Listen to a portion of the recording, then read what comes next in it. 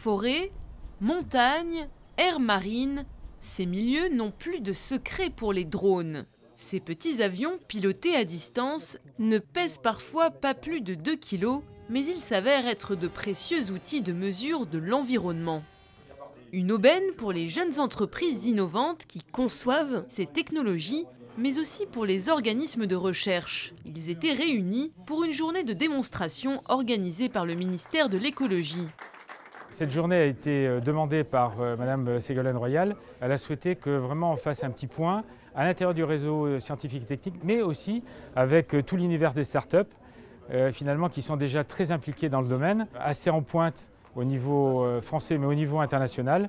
Et donc on souhaite le rester et on souhaite finalement mettre en œuvre tout ce qui est en notre pouvoir, une valorisation des startups, de la collaboration avec les réseaux scientifiques et techniques, collaboration avec les directions régionales pour monter toute cette dynamique et surtout l'inscrire dans le temps. Les drones peuvent être développés pour de nombreuses applications. Il a fallu 3 ans de R&D pour mettre au point celui-ci, le Yellow Scan Mapper. Grâce à son balayage laser, il peut cartographier des zones inaccessibles à l'homme.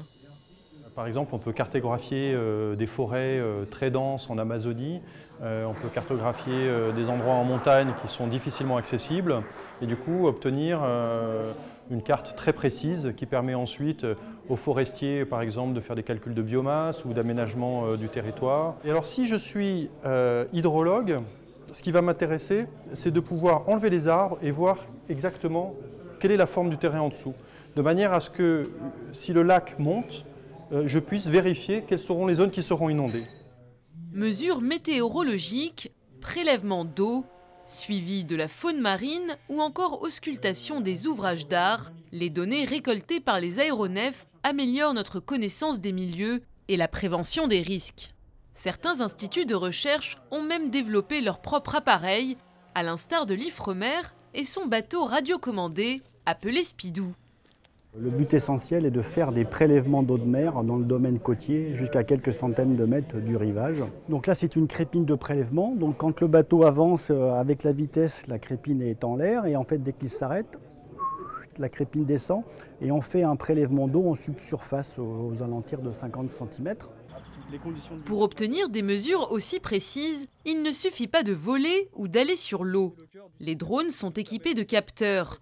C'est grâce à eux que ces appareils peuvent servir à une multitude d'applications et évoluer selon le cahier des charges des utilisateurs. Là, on a un capteur laser qui permet de voir uniquement la surface et qui n'est pas réfléchi par l'eau. On est en train de travailler sur un capteur qui permettrait, un capteur bathymétrique, qui permettrait de voir des fonds jusqu'à 5 ou 6 mètres de profondeur. Ce drone a été développé à la base, on est resté cantonné sur le prélèvement d'eau.